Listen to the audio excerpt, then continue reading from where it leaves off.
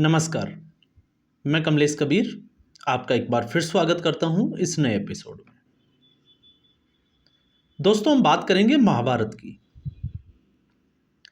महाभारत, हमेशा जब भी महाभारत का हमारे जहन में आता है तो सबसे पहले महाविनाश की एक इमेज जो है वो हमारे जिसको कहें कि दृष्टि पटल पे आ जाती है।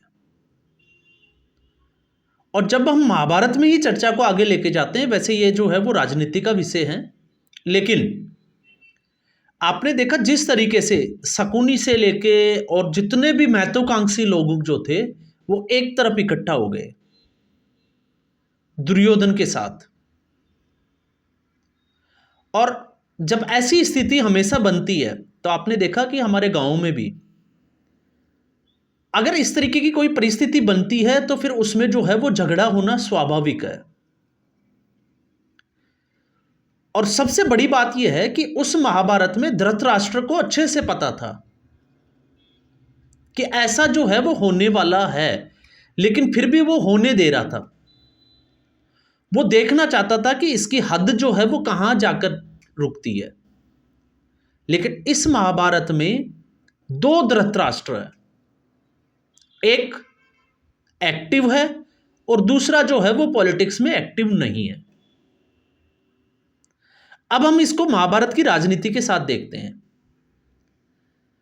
जब नीतीश कुमार भारतीय जनता पार्टी को छोड़कर आरजेडी के साथ चले गए थे तो लालू प्रसाद यादव के मन में जो है एक सपना जागा, या हम कहें कि सबसे पहले लालू प्रसाद यादव जो है वो धृतराष्ट्र बने, उस भूमिका में आए। और उनको लगा कि यह सबसे सही समय है कि नीतीश कुमार को कैसे जो है वो साइड किया जाए और तेजस्वी को मुख्यमंत्री की गद्दी दे दी जाए बिहार में। इसलिए उन्होंने जैसे ही वो धृतराष्ट्र की भूमिका में आए, नीतीश कुमार को आगे किया और नीतीश कुमार को प्रधानमंत्री का सपना दिखा दिया। नीतीश कुमार चले अब प्रधानमंत्री बनने। पूरे देश का उन्होंने भ्रमण किया, विपक्षी पार्टियों से शासित जो भी राज्य थे उनके मुख्यमंत्रियों से मुलाकात की और एक एजेंडा सेट किया कि किस तरीके से मोदी को हराया जाए। सत्ता में आना इन लोगों का मकसद नहीं है, इन लोगों का मकसद सिर्फ एक ही था कि नरेंद्र मोदी को किस तरीके से जो है वो हटाया जाए, और इसका फायदा नरेंद्र मोदी को हुआ। हालांकि सीटें कम हुई लेकिन फायदा नरेंद्र मोदी को हुआ, क्योंकि लोगों के मन में एक चीज समझ में आ गई कि एक मोदी को हटाने के लिए कितने लोग जो है वो एक साथ है और उनकी मानसिकता क्या है। तो लालू प्रसाद यादव सबसे पहले धृतराष्ट्र बने और बिहार से, पटना से लेके आपको पता होगा बैंगलोर, मुंबई, हर जगह जो है वो उनकी यात्राएं पहुंची। और जैसे ही वो यात्राएं पहुंची तो फिर उसमें एक दूसरे धृतराष्ट्र ने जन्म ले लिया और दूसरा धृतराष्ट्र आया कांग्रेस पार्टी से। कांग्रेस पार्टी में अगर आपको पुत्र मोह देखना है, जिस महाभारत की हम बात करते हैं, तो वो कांग्रेस पार्टी से अच्छा उदाहरण नहीं हो सकता। लगातार 2004 के बाद में जो व्यक्ति राजनीति में सिर्फ और सिर्फ लॉन्चिंग से आगे नहीं बढ़ पा रहा, तो आप देखिए 20 साल की राजनीति में वह व्यक्ति कहां पहुंचा और उसकी पार्टी कहां पहुंच गई। लेकिन अभी भी उसको लॉन्चिंग करने के लिए पूरी पार्टी प्रयासरत है। तो इसलिए मैंने उसको दूसरा धृतराष्ट्र कहा। उसको प्रधानमंत्री बनना है और उस धृतराष्ट्र को जो है वो प्रधानमंत्री बनाना है। तो ऐसी स्थिति में नीतीश कुमार को कैसे साइड किया जाए, क्योंकि समस्या यह थी कि नीतीश कुमार अगर उसके संयोजक बनते हैं तो नीतीश कुमार एक बहुत बड़ा चेहरा है और बहुत बड़े रोल में आ जाएंगे। तो नीतीश कुमार को साइड कर दिया गया और करवाया किससे गया? शकुनी। तो शकुनी के रोल में आई ममता बनर्जी।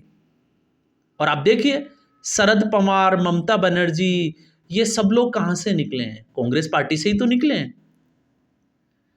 नीतीश कुमार को साइड किया, कारवां आगे बढ़ा और लोकसभा चुनाव में मामला वहीं सीट शेयरिंग पे फंसा। लेकिन जैसे तैसे मामला निपटा। कुछ जगह पे गठबंधन हुआ और कुछ पे नहीं हुआ। लोकसभा का चुनाव परिणाम हमने देखा। तो लोकसभा का चुनाव जो परिणाम था वो हुआ औकात से बाहर, क्योंकि औकात से बाहर अगर किसी को कुछ मिल जाता है तो वो डाइजेस्ट नहीं कर पाता है। और मैं आपको फिर कह रहा हूं, 2024 के लोकसभा चुनाव में इन पार्टियों की स्थिति ऐसी नहीं थी जितनी इनकी सीटें आ जाए, क्योंकि भारतीय जनता पार्टी एक तरफ लग रही थी कि 300 से ज्यादा सीटें लेगी, लेकिन ऐसा हुआ नहीं। और जैसे ही सीटें जो है वो गठबंधन की बढ़ी, भारतीय जनता पार्टी की सीटें जो है वो पूर्ण बहुमत से कम हुई, तो इनको लगा कि ये सब मेरी वजह से हुआ है। समाजवादी को लगा कि मैंने किया, लालू प्रसाद यादव की पार्टी को लगा कि मैंने किया, कांग्रेस पार्टी को लगा मैंने किया, ममता बनर्जी को लगा मैंने कर दिया, उधर उद्धव ठाकरे और शरद पवार को लगा कि ये भी मैंने कर दिया। तो सब मैंने कर दिया इस चक्कर में आए, और इस चक्कर में आके हरियाणा चुनाव को भूल बैठे, क्योंकि औकात से बाहर निकलकर चीजों को हम देखते हैं तो गड़बड़ होती है। और इसलिए कहावत भी है, औकात में रहकर जो है वो बात करनी चाहिए, जिसकी जितनी औकात।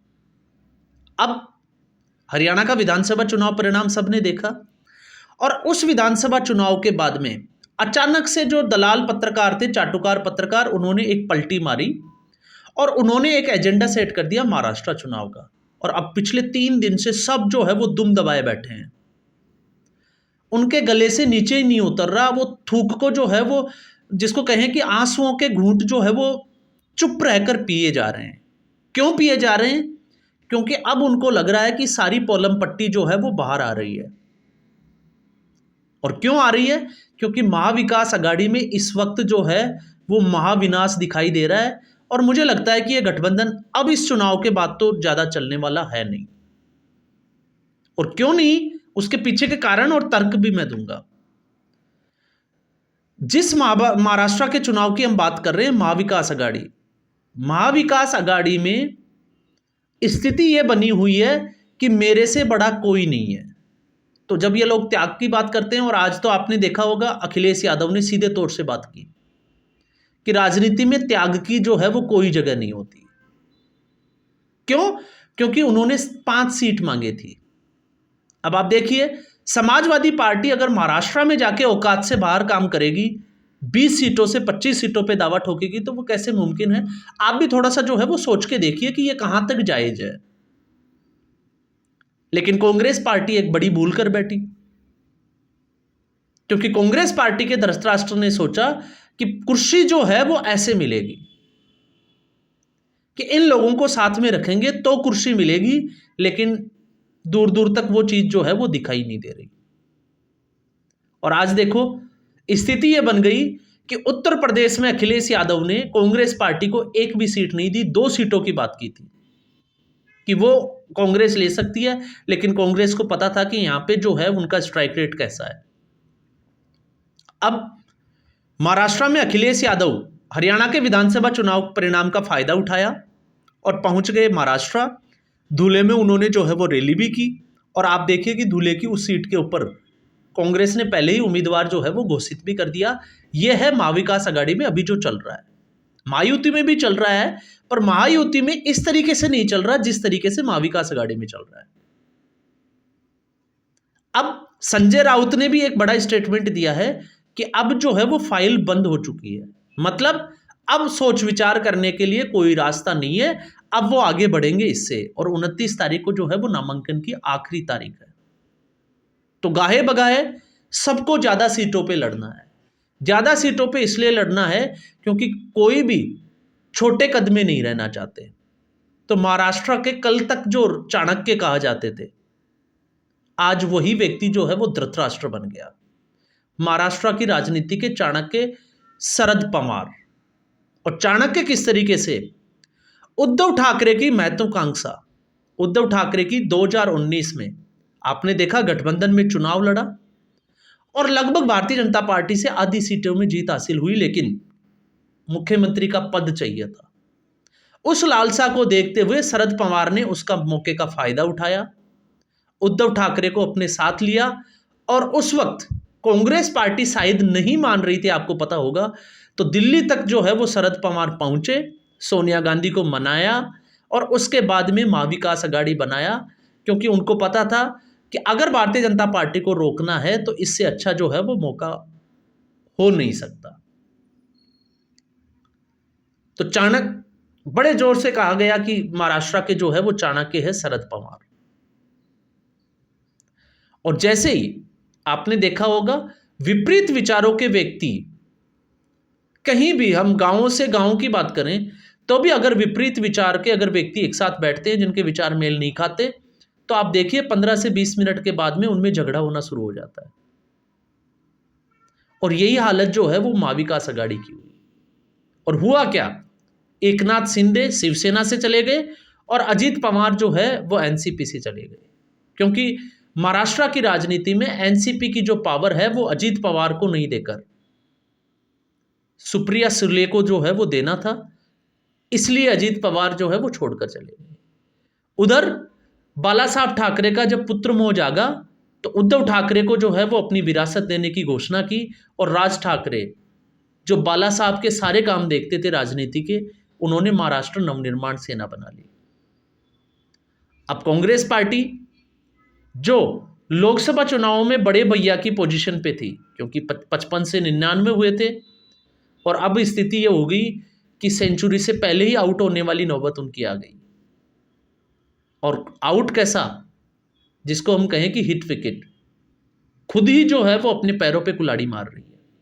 वरना आप एक चीज देखिए, जहां तक मैं सोचता हूं और मेरा आकलन है, किसी भी देश के लोकतंत्र और प्रजातंत्र के लिए विपक्ष का मजबूत होना बहुत जरूरी है, और इसकी समय समय पर जो है वो जरूरत भी महसूस होती है। और कांग्रेस पार्टी इस गठबंधन में नहीं जाके अगर अकेले चुनाव लड़ती, तो मुझे लगता है कि आज जो है वो कांग्रेस पार्टी की पोजीशन शायद इन पार्टियों से, जो विपक्ष की जो पार्टियां एक साथ हुई है, उनसे बहुत अच्छी होती। और इसी महाभारत ने आपको यह भी याद रखना होगा कि ये जो अभी चल रहा है पूरा देश देख रहा है, मतदाता देख रहा है, और मतदाता जिस तरीके से 10 साल में जागरूक हुआ है वो काबिले तारीफ है। क्योंकि एग्जिट पोल भी जो है वो उल्टे जा रहे हैं। लोकसभा चुनाव में भी हमने देखा, राजस्थान मध्य प्रदेश के विधानसभा चुनाव में भी देखा, हरियाणा के विधानसभा चुनाव में भी देखा। तो आप एक चीज देखिए कि मतदाता इस वक्त जो है वो कितना जागरूक है, उसको सब पता है कहां फायदा है कहां नुकसान है। हरियाणा की सत्ता कांग्रेस पार्टी को हाथ में देने से क्या नुकसान था, ये हरियाणा की जनता को पता था, बस पत्रकारों को पता नहीं था। और परिणाम आपने देखा। और आप सोच के देखिए, अगर सत्ता कांग्रेस पार्टी के हाथ में चली जाती तो आज ये किसान जो है वो जो शंभू बॉर्डर पे, खनौरी बॉर्डर पे बैठे हैं, ये कहां पहुंच जाते, ये दिल्ली को घेरा डाल लेते। लेकिन ऐसा नहीं हुआ। तो यही जो है, जिस स्थिति की हम बात कर रहे हैं कि ये जो महाभारत जो चल रही है, इससे ये गठबंधन महाविनाश की ओर जा रहा है। और ये महाविनाश नहीं, अभी जो है वो कुर्ता फाड़ जो देखना है वो अभी बाकी है, और ये बहुत जल्द जो है वो देखने को मिलेगा। और इसके पीछे जिसको चाणक्य कहते थे, आज वो धृतराष्ट्र की भूमिका में है। और ये आप एक चीज देखिए कि वो ये सब कुछ जो है वो होने दे रहे हैं। कहां गई उनकी चाणक्य नीति, क्यों नहीं बैठ के जो है वो अपने मामले सुलझा पा रहे, क्यों? क्योंकि इनको जो है वो एक दूसरे को हराना है। इनका मुकाबला भारतीय जनता पार्टी से नहीं है, इनका मुकाबला है मुख्यमंत्री की कुर्सी के लिए। उद्धव ठाकरे को शरद पवार कुर्सी पे नहीं देखना चाहते, ना कांग्रेस पार्टी देखना चाहती है। उद्धव ठाकरे वो किसी भी कंडीशन में जो है वो मुख्यमंत्री पद से कुछ कम नहीं चाहिए। शरद पवार ने इसीलिए जो है वो जयंत पाटिल का नाम आगे कर दिया। और उधर एक जो है वो पार्टी कांग्रेस पार्टी, उसको किसी भी तरीके से जो है वो गठबंधन में सबसे बड़ी पार्टी का रोल अदा करना है, क्योंकि उनको राज्य की राजनीति से कोई लेना देना नहीं है, कौन हारे और कौन जीते। ये मैं फिर कह रहा हूं, क्योंकि उनको सिर्फ और सिर्फ केंद्र में सत्ता चाहिए। और केंद्र में सत्ता के लिए जो कुछ उनको करना है वो करते रहेंगे, फिर चाहे वो जो है वो धृतराष्ट्र हो, चाहे गांधारी हो, चाहे आंखों पे काली पट्टी हो, या फिर वो जो है वो जन्म से अंधे हो। पता सब कुछ है, लेकिन देखना नहीं है, क्योंकि देखेंगे तो बहुत कुछ जो है वो उनकी आंखों के सामने है। तो ऐसी ही स्थिति जो है वो अब महाराष्ट्र के चुनाव पे हो गई है। इसलिए आपने देखा 2-3 दिन से जो एक तरफ मीडिया जो है वो नरेंद्र मोदी को घेर रहा था, आजकल वो जो है वो कांग्रेस पार्टी के ऊपर भी सवाल खड़े करना शुरू कर दिए, क्योंकि उनको अपनी इज्जत बचानी है। और आप देखिएगा चुनाव परिणाम से पहले यही मीडिया जो है वो इस बार अपनी इज्जत बचा के अपनी लंगोट पकड़ के भागेगा, क्योंकि इस बार इनकी इज्जत जो है वो आप मान के चलिए कि ये नंगे होने वाले हैं, तार तार होने वाले हैं। इसलिए कुछ मीडिया हाउस तो जो है वो झारखंड पे शिफ्ट होना शुरू हो गए हैं। लेकिन झारखंड में भी स्थिति जस की तस बनी हुई है। आरजेडी और लेफ्ट कांग्रेस पार्टी को छोड़ने का पूरा इरादा जो है वो बन चुका है, क्योंकि कांग्रेस पार्टी और जेएमएम झारखंड मुक्ति मोर्चा ना लालू प्रसाद यादव की पार्टी को सीटें देने के लिए तैयार है, ना लेफ्ट की पार्टियों को। तो अब आप समझ सकते हैं कि हिसाब किताब जो है वो किस तरह से। चुनाव परिणाम क्या होगा हम उस पर नहीं जा रहे, क्योंकि नामांकन के बाद में तय होगा कि चुनावी मुद्दा क्या होगा। लेकिन इस वक्त तक जो है वो आप देख पा रहे हो कि चल क्या रहा है। तो आज के एपिसोड में बस इतना ही। उम्मीद करूंगा ये एपिसोड वीडियो आपको पसंद आया होगा। वीडियो को लाइक करें, शेयर करें, चैनल जरूर सब्सक्राइब करें। धन्यवाद।